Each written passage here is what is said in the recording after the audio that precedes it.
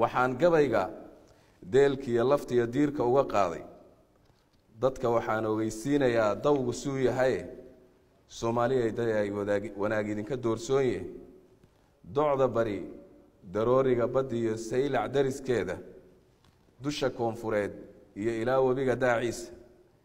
degmadeena oo idil hadaan day abwaabteeda niman duubiyadu naafa noqon deelka laga waay duliyo hoosba waan ugu dhigo waa dixdhagaxeed anu baadamqanayee dhaguhu uma daloolaane dadkan la hadlayaabaan lahayn duxiye iimaane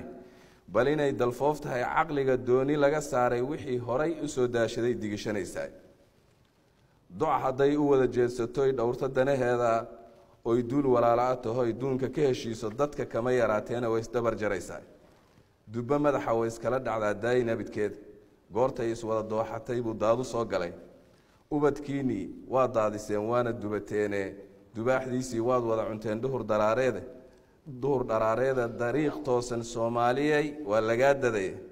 darajada Ilaahay ninkii doonaya hele nin ka duuday dastuurkii waxyiga diinta ka carrowi dugsi mala qabyaaladi waxay dumisa mooyaan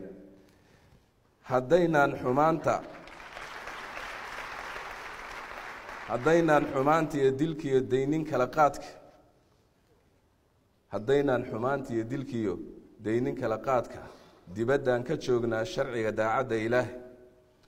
dambarkeedu waa jahannama iyo dogobkii naareede dugsi mala qabyaaladi waxay dumisa mooyaane dirir laysu laayiye intaan weerar daba joogno oo dumarku weerkiisitaan danabyadii waayay